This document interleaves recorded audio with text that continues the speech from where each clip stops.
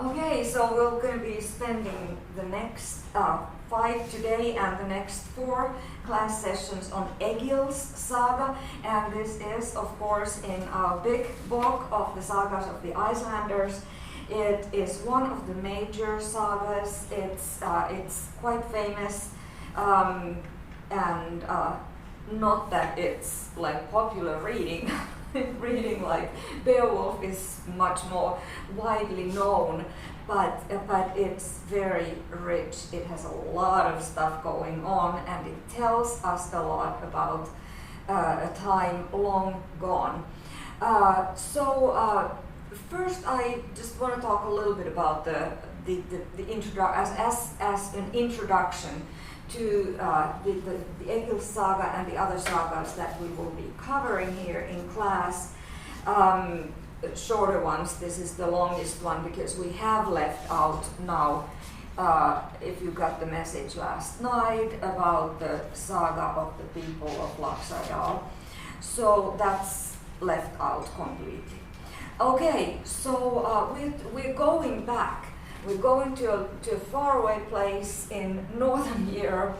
The stuff starts in Norway, but these are Vikings, so they don't stay in Norway. They travel a lot in Norway, within Norway, and other areas there close by, but then they very often take their boats and go to other places as well. So they go to England. We have some incidents here in Egil's Saga also where the events happen in England, in Britain. They go to other places in the world, and from Norway they go to Iceland. So these are the sagas of the people, of Icelandic people, and we still need to know first where they came from. They went to Iceland for various reasons, which we'll talk about soon. And so we're going to, from Iceland, they then go to Greenland, and they go all the way to North America. We'll read about that too, and it's just fascinating stuff. This is the age of the Vikings. Later Middle Ages in Europe, and in Europe it was slightly different in terms of the literary traditions and culture in general than in Iceland, because the styles were very different. In England we have King Arthur and his court. In other parts of Europe, in Italy we have Dante.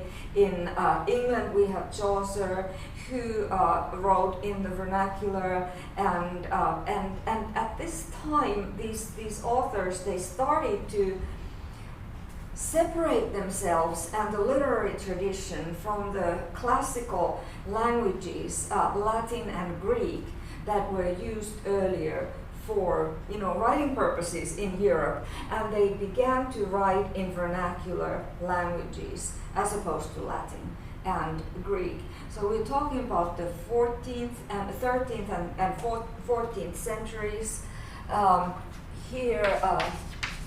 In terms of the writing of these sagas, and they are written in vernacular. They are written in what we would today call Old Norse or Old Icelandic. What we are reading, of course, is translations, just like we did with Beowulf. We read Beowulf not in Old English, but in translation to present-day English. So same difference. And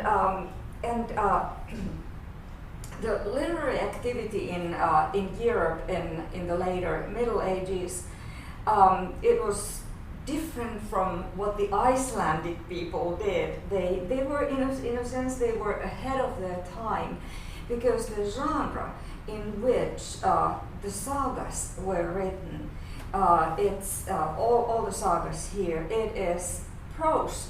It's not poetry. Like Beowulf was a poem, or is a poem still, It can be translated into prose, but it's very often translated into the poet according to the poetic requirements of alliteration and dividing things on different lines and so on. But the Icelandic sagas they're prose, and it's their stories, and prose was not really written in the Middle Ages yet, so a novel is a later invention in Europe. Nearly all the books that were written, the Icelandic people were kind of like ahead of their time in many ways. First of all, they were writing prose, and also they were writing a lot. Nearly all the books that have been written by Norsemen were written in Iceland. So it was a literary hub in a way. And we want to know how that may have happened. These were people with a lot of initiative because they had left what they couldn't live within, which was an oppressive society. They left for various reasons, adventure and so on. But it's interesting that we have these rough and tough Vikings, and then they write so much, and we get so much writing from them. And what is kind of interesting also when you read Egil's saga is that Egil is this rough farmer, and yet he's also a poet. So he in many of these stories, Egil recites a poem that he wrote himself or thought about himself, and you have poet recital competitions, you have poets in king's courts, and so on. It's really kind of fascinating that you have these rough men who also have this literary side to them. So why was Iceland settled in the 9th century? It was settled around 870, and that was the time of King Harald of Norway.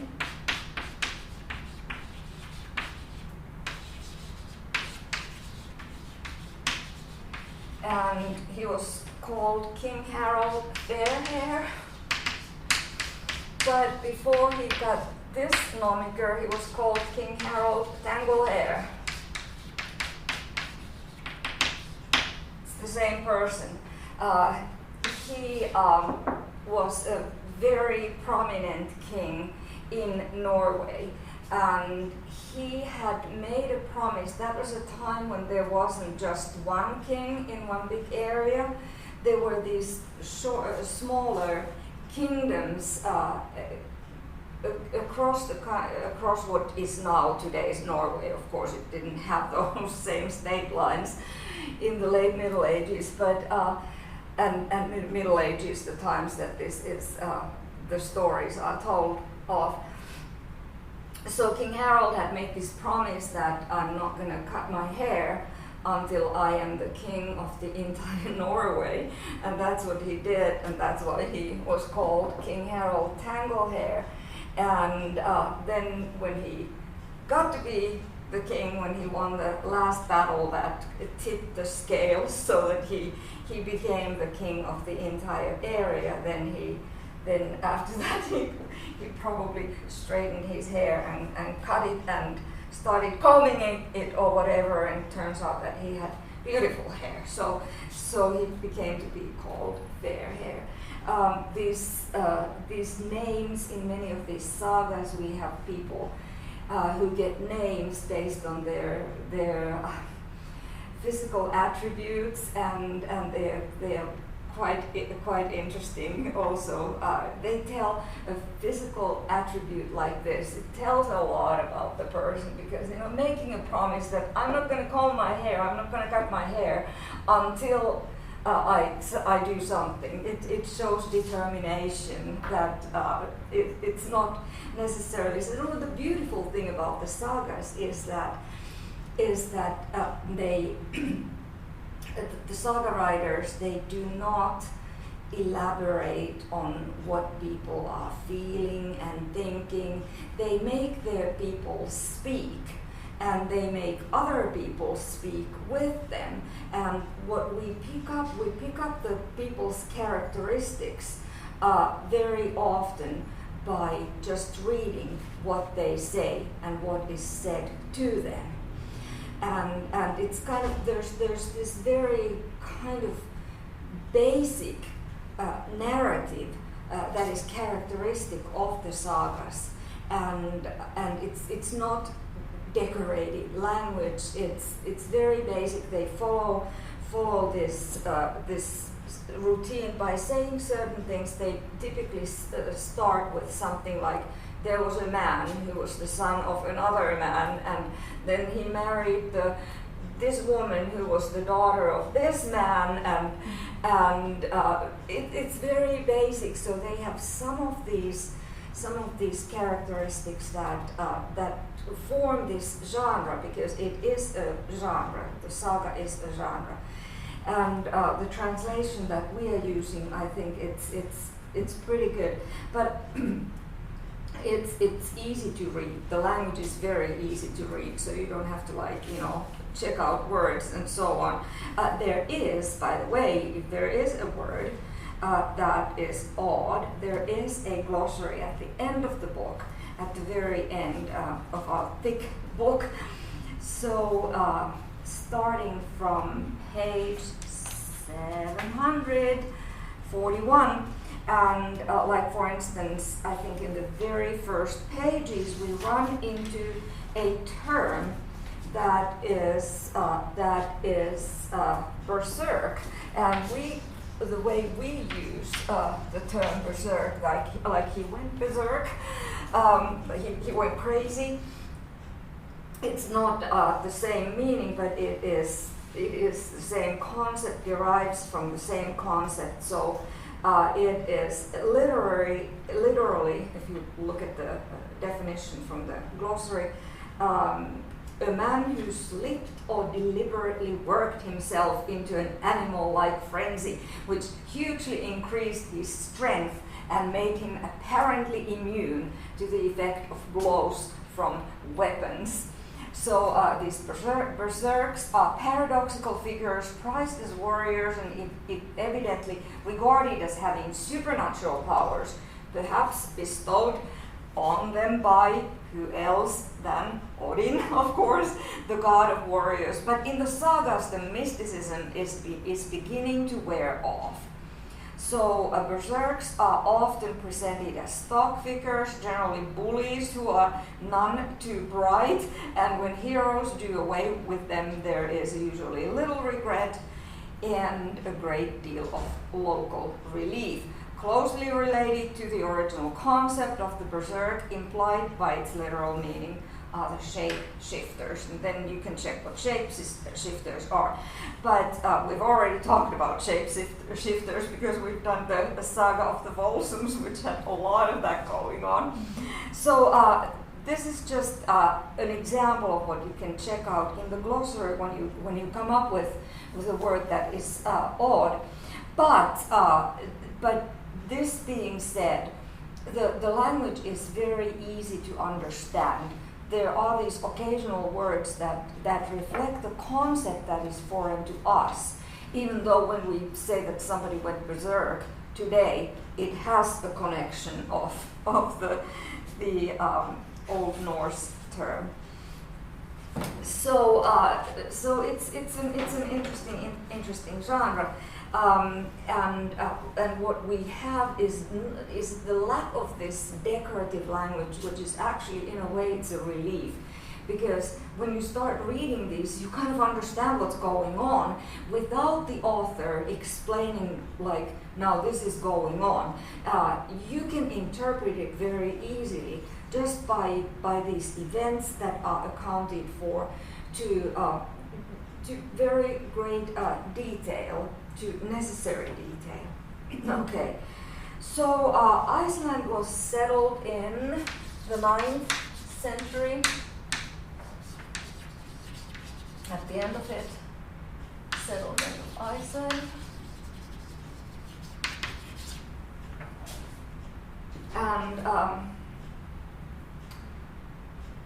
And this is where all these stories were actually written down. But as I said, the events happen in many different places. But back to King Harold, tangle hair, later fair hair. He was a very strong king who broke the old order of Norway, the societal order.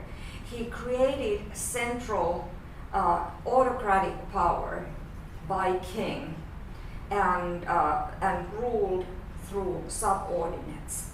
And as opposed to this, the situation had been this old folk king system, but Harald replaced that folk king system and became the main person, and then he had his earls and tax gatherers that he appointed. He had a lot of power.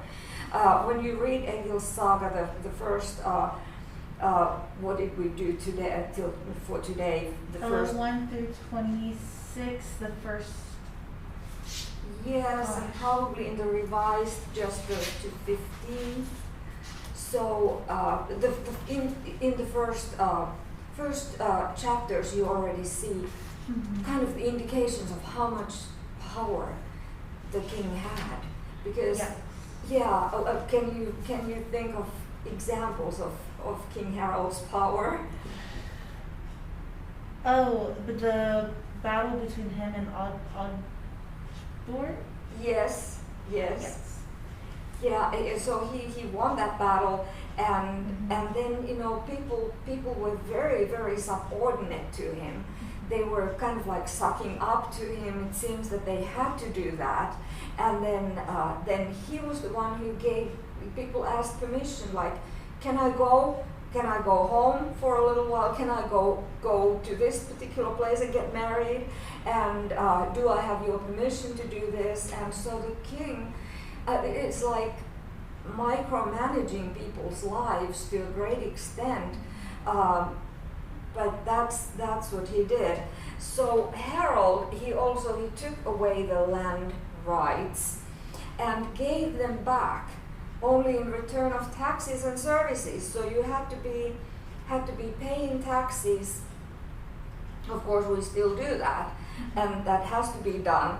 But then these services that had to be done also were often some whimsical things even, and people were afraid of crossing the king because he had so much power and so much power into people's personal lives.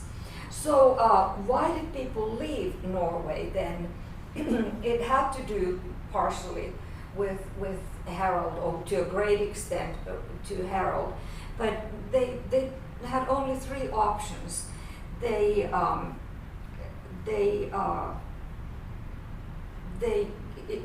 the king, like for instance, what the king does, he sends people and says, hey, you have to come and you have to fight for me.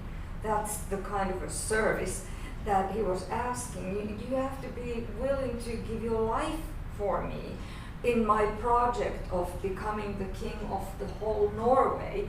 That's a lot to ask. And we have a situation where Kveldulf just says, no, I'm not coming. I'm too old to leave my place, and I don't want to participate in this. I have a bad feeling about this. So that was not Harold who asked him to do it, but it was the other king and the smaller king. But Kveldulf just said no, and so you can do that, but that has consequences. You cross the very powerful person, and you can fight If you have men behind you, you can then fight a war with the other king, but that's very often quite impossible if he is like Harold, who had a lot of power behind him. You can, so that's one, you can fight, which is not practical. Second, you can renounce your freedom and become the king's man. And that was the route accepted by many. We have one of the main characters of one of the two brothers, Egil's brother, chose to become the king's, Egil's uncle chose to become the king's man. And that was the route that a lot of people then agreed to do. Then you have to be pleasing the king all the time and sucking up to him in order to keep that particular role as the king's man. But not everybody was willing to do that. They didn't like to be subordinate to someone in such a really, they liked their freedom, their independence. So yes, they would have been today's libertarians. So the third option was to flee the land, just leave. That's what a lot of the Norwegian men with their families did. They went to a lot of different places. They went towards England. You have the islands close to Scotland, like the Hebrides and the Orkney Islands there. A lot of them went there. And some went to Faroe Islands, which are on the way to Iceland. They're between, and then many started to go to Iceland all the way there.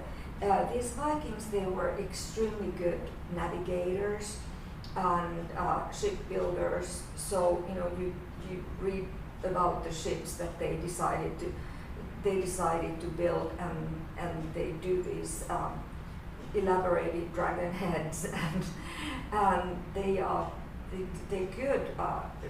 good vessels, safe vessels, and it's kind of amazing it's so long ago, but they were able to do that, and they also had navigational systems that they often used, so they were not just going haphazardly, but then sometimes they missed where they were going, and that's why we ended up having some people come to the wrong places in North America. Anyway, so back to the 9th century, specifically in 845, Iceland was discovered, and eventually about 50,000 people ended up going there during the Viking Age. So they fled this enslavement in Norway, very oppressive way of life if you got into in wrong ways with the king, and they appreciated their independence and their freedom, and very often they were outlawed, which meant that people were not executed by the state like we do here in a formal manner, but people became outlawed, and then there was outlawry, and if they were declared outlaws, they were outside the society and could be then killed without any repercussions to the killer. So anyway, it's interesting that from these very rough people, then we get Iceland, which is sometimes kind of like compared to the Greek cities of Ionia and Athens.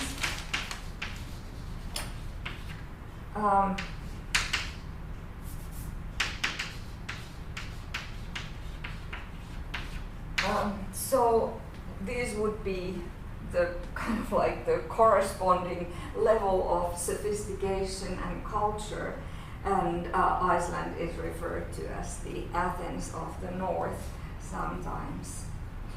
So So the first few chapters of Egil's saga, they describe the process, the tragedy of Egil's uncle Thorolf, Egil's grandfather's decision to leave Norway. That's Kveldulf, and he decided to leave. So Iceland, it's a cold place, but the place could be even colder if the climate is surprisingly temperate, and that has to do with the Gulf Stream that warms up some of the northern places, habitable enough so people could live there. It has lava, black sand, stone flats, fog, and of course snow. And as if this isn't a tough enough environment, there are also dreadful forests, very thick forests that make travel difficult.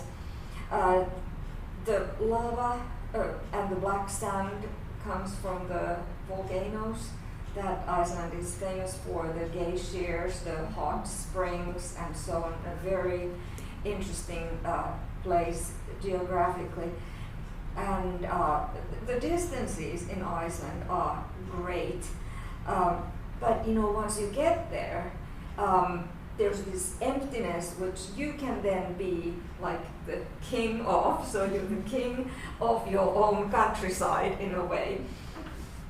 And that once people heard about it, learned about it, because a lot of these people who moved there, they kept going back to Norway and do some errands there.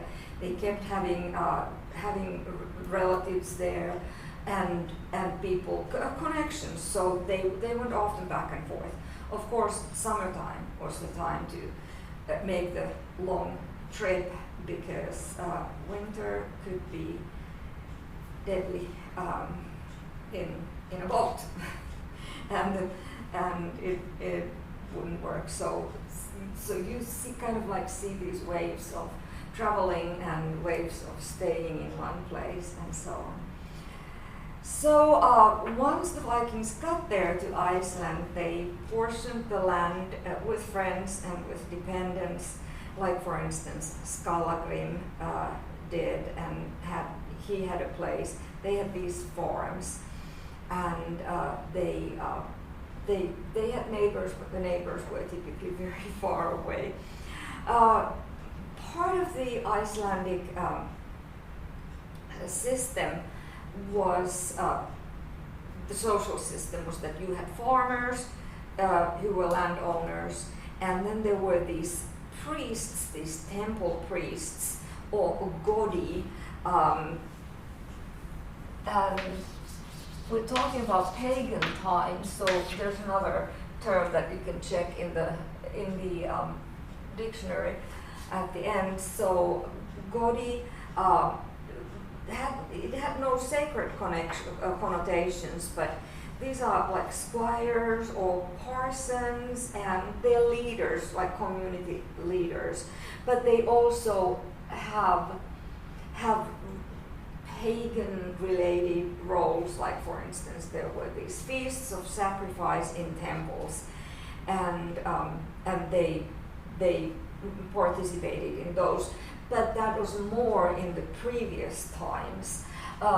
There was a interesting social system, so they had their own parliament, which is called a thing, or ting, and laws were made in this parliament thing, and suits were tried. So if you had a quarrel with someone, you could bring it to the thing or ting. And the biggest of these meetings was what is referred to as Althing, and that was the annual meeting. And it was in one place, annual meeting place, and it was one meeting for all the Iceland. So people from these farmers from different corners of Iceland, it was concentrated more to the southern corners, but they came southern and eastern, southern and western parts of Iceland, and they came to the Althing to carry out, if they had a suit against someone, they could bring it up there, and laws were also made there, important decisions were made. So this kind of shows political and legal instinct, that they had this system. Life was not without rules, but it at the same time was very individualistic. So an individual was an individual and couldn't be bossed around. If there was a law, then you could boss around the person, but not otherwise. So this is sometimes referred to as the Icelandic Commonwealth.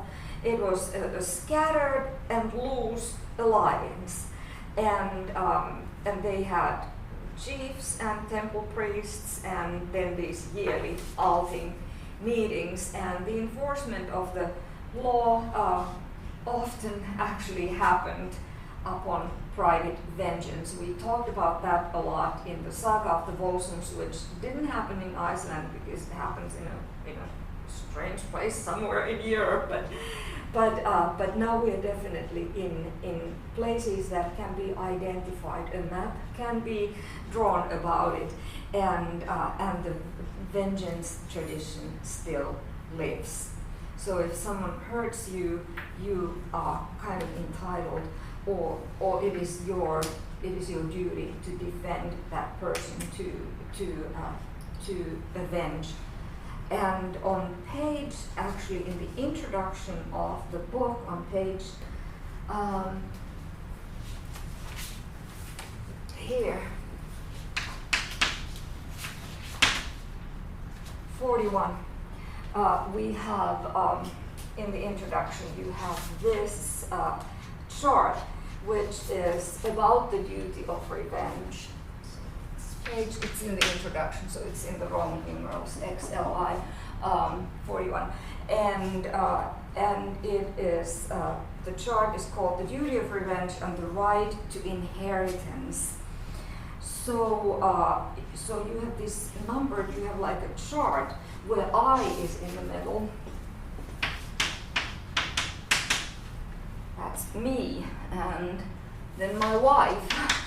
And of course, it's a patriarchal society in that sense. Even though women in these stories have a lot of power as well, and they're important characters for the plot specifically very often. So what you have here is, you notice that there are these numbers that you have the right to inherit, and you have the duty of revenge. If someone comes and hurts your son, you have the duty to revenge. And then number 3 is if someone comes and hurts your brother. Of course, the father is number 1, so that's the most important thing. You inherit your father, and then you also have the obligation to revenge if someone does something to your father. And so it's kind of like an interesting thing when you look at the paternal and maternal aunts and uncles and cousins. There is a hierarchy there, so not every cousin is as closely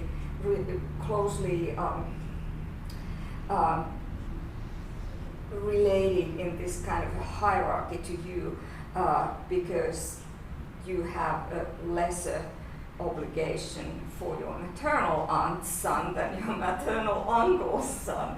So it's kind of, as a woman, you're reading this and this is so unfair. That's how the society worked, and it worked. As long as it worked pretty well. It's you will notice even in our first readings, the first 15 chapters, we notice that inheritance is a big thing. It provides a complicating action here that then leads to years and years of feuds and bad feelings between people when someone doesn't inherit when they think they are supposed to inherit, and that's what we'll talk more about when we talk about Hildirid's sons and their relationship to their half brothers' inheritance. So it was a relatively well-functioning system. You had these honorable contracts between free men. There were slaves also, so it was a good system for free men. There were sacred ties of kinship, and there was room for everybody, and except for the slaves, because the system of slavery was part of that society. No external aggression was going on because Iceland it's geographically so isolated from pretty much everything else that people didn't think, okay, we're going to go to Iceland and conquer it and move there. No, it's like, okay, these people went there, these Vikings went there, they took their families there, let them keep it. So it was too difficult, just physically too difficult to get there. But what we find in the sagas, and Egil's saga is a great example of that. We find these men who are really hungry for power, and in 13th century Iceland, and then that kind of destroyed part of the Icelandic Republic. A good example of what this hunger for power led to, you have heard of Snorri Sturluson, who was a famous historian, politician, Icelandic historian, politician, and the youngest and the most famous of the three Sturlung brothers. So his name is Snorri. You will love all these Icelandic names.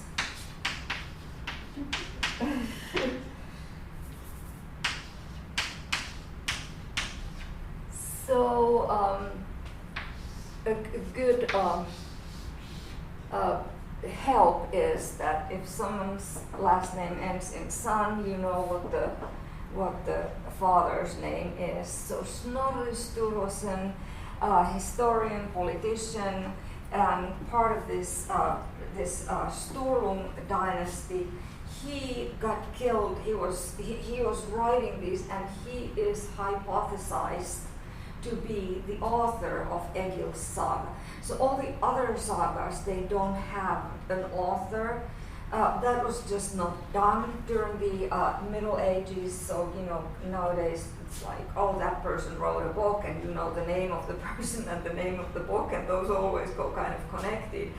But these people, they wrote, and it's great because we have this history now accessible through all these writings, because they're very realistic. Unlike, for instance, the Saga of the Volsungs, which has these magical, very, very overtly mythical legendary things like killing the dragons and dragons on top of a cold pile and so on. This is not like that. There are some mythical elements here as well, but this could all really very well have happened. So it's different. But so what happened to Snorri Sturluson, the hypothesized author of Egil's saga, is that he was stabbed. He was murdered, stabbed to death in his own house, and the year even is known, and the day is known, the 22nd September, 1241. And he was murdered by his own son-in-law in his own house. And those orders were going all the way back to the King of Norway. So, and he is a real historical person, and he is said to be Egil's descendant. So Egil's saga, it takes place earlier, but we have a very small population. If 50,000 people lived there after the Norwegians started going, after the Vikings started going there, it's still a really small population if we have 40,000 people here in Huntsville and these were scattered. So it's, people could be tracked down, and this was, Snorri Sturluson was definitely a historical figure. Harald Tanglehair, Fairhair, was a historical, real king of Norway. And very likely a person like Egil probably also lived. Very likely a lot of these other people could have historical models for them. Okay, religion, a couple of words about that. There's very little religion in the sagas. You have the names of the pagan gods. What seems to be the most common first part of a man's name, and also some women's names. We have Thor, and that was the pagan Germanic god of thunder. So you find a lot of men's names that have Thor in the beginning. So it gets kind of confusing at some point, but just kind of like try to keep tabs of what's going on and what the relationship of the person is to another one. That's usually the more important thing than exactly what the name is, because the names do resemble each other. But you kind of learn to pay attention to how does this, is it Thorolf or something else starting with Thor. You also have the female pagan god Frey, whose name appears, but not nearly as much as Thor. By the way, if we talk about the religion, so these are pagan times, and when the Norwegian Vikings started to go to Iceland in the late 9th century, there were some Irish hermits living there, and they had come to the north because, you want to be a hermit, let's go to Iceland before anyone else comes there. That's a legitimate place. So they left. However, when the Northmen came there, they were like, okay, these heathens are coming, we are leaving. So there was not really much of the influence of the hermits' religion. And in Egil's saga, once we get to talk about Egil, it takes several chapters before Egil is like the third generation that is covered there. So he is talking about Odin. He is angry at Odin. He is angry at the god of the sea, who kills his son because his son drowns, and he gives up even Odin. He's so upset about the death of his son.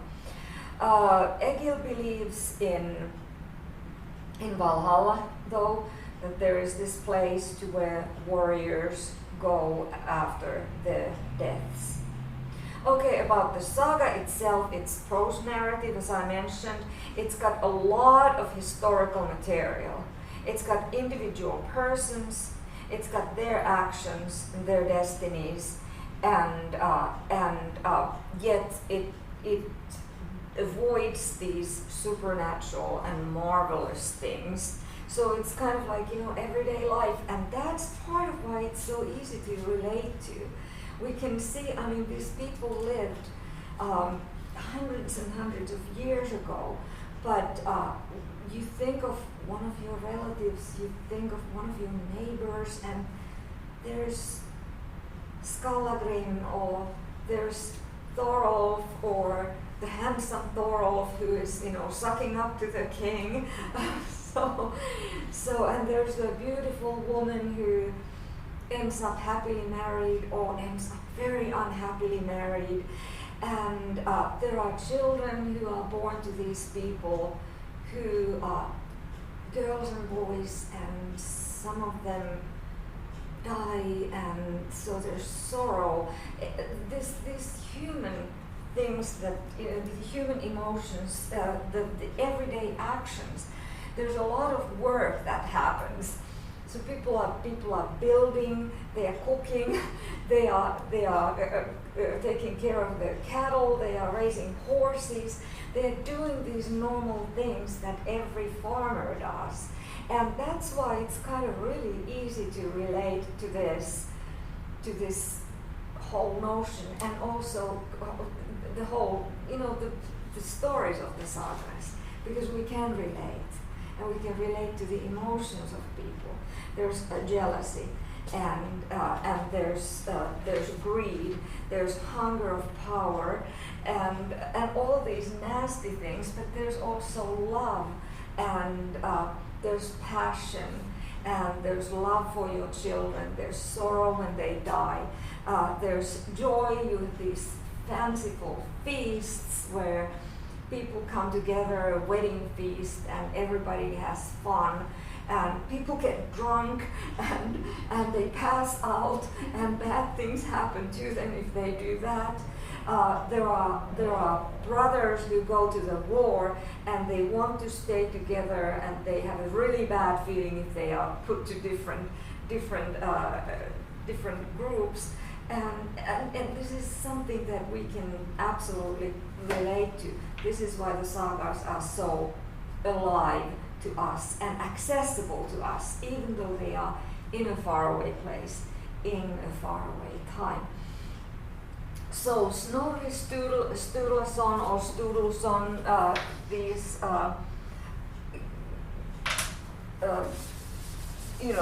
writing the writing systems somehow differ, and don't be bothered if you sometimes see names translated in different ways, written in different ways, and so on. But I also, by the way, I posted on Blackboard. I posted an audio book of a person reading the sagas, reading from a different translation.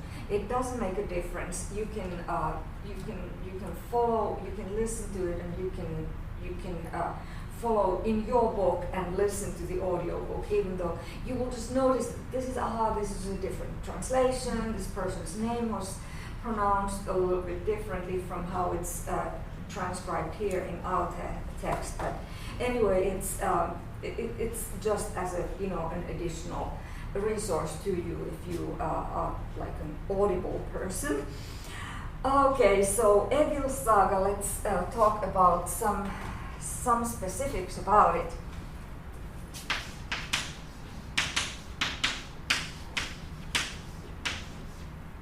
And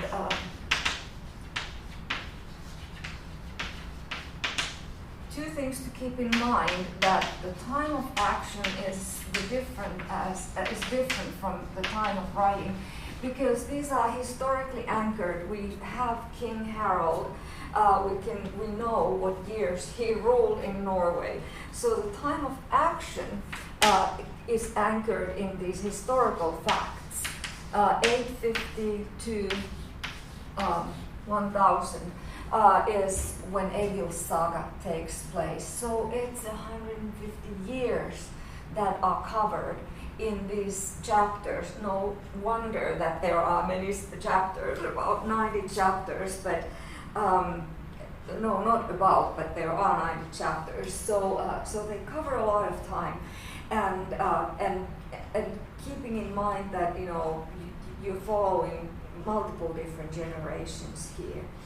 The time of writing was much later, when Snorri Sturluson wrote this down. It was about in 1220, 1240.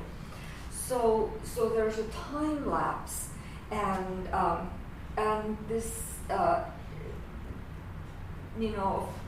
over 200 years, and this is interesting because in the same way as in Beowulf, we have the same kind of thing, that the action that happens in Beowulf has potentially happened earlier, but of course, a lot of that was just fiction, and then it was written down much later,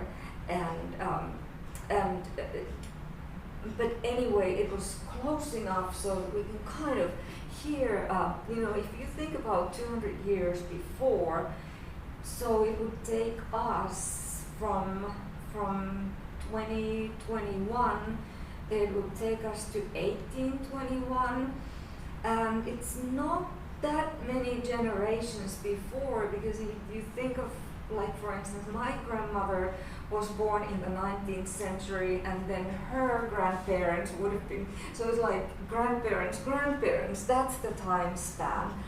And the person who wrote it down had probably an investment, because he's said to be Egil's descendant. So it's family lore that he's, in a sense, writing down. And the way he writes, he doesn't, make Egil. Egil is not a dragon slayer. He is a butt kicker, but he's not a dragon slayer, like we read in the Saga of the Volsungs. There's a different approach. It's like, recording history.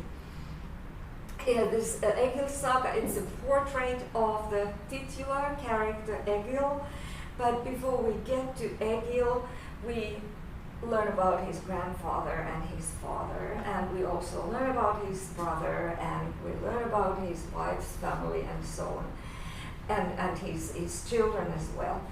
So Egil's full name is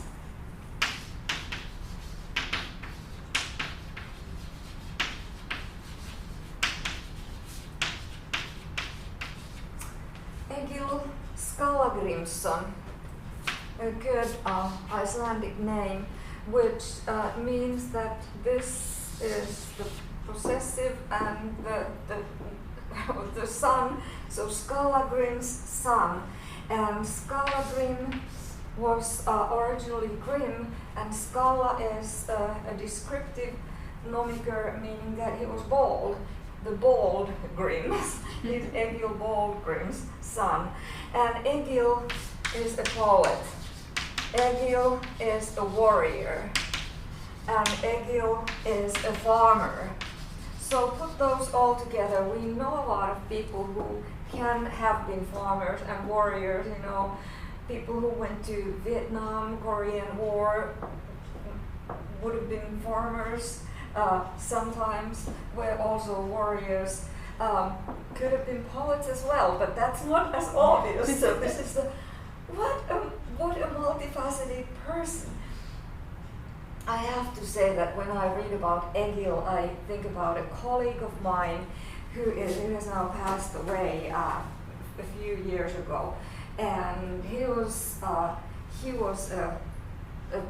very masculine kind of a man, very rough and very tough, and had been a soldier and fixed his own cars and did his own houses, plumbing, and he was also the poet laureate of Texas.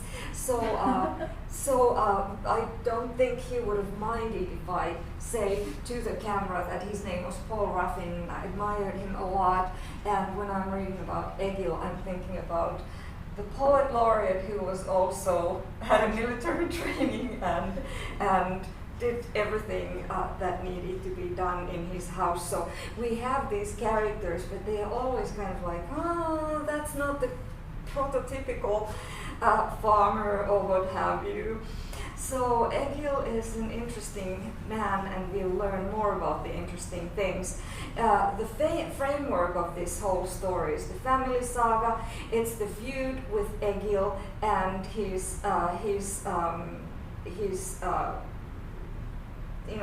the kings of Norway, King Harald the Fair Hair. It spans 150 years. it starts in Norway, goes to Iceland, other parts of Scandinavia, Baltic, East Europe, north to the Finnmark region, which is like today's Lapland, over multiple different countries, to England, and then there is this King Harald Fairhair who does this merciless unification of his realm, and then his descendants, King Eric, and who continues this very, very strong, tight rule of the people who desire for their individual freedom. So we have Egil's father, Skallagrim, and Skallagrim's father, Kveldulf. Egil's grandfather, we start from Kveldulf. There's a lot of treachery, there's self-interest, there's malice. The traits that we will be talking about are personal traits in people, very human traits: obstinacy, ruthlessness, strength, and the inability to accept authority. So nobody's going to tell me what to do. That's the leading rule here. And Egil is very unruly and rebellious, and he has the physical characteristic of being also ugly, and or he's said to be ugly, and that's like in comparison to his brother.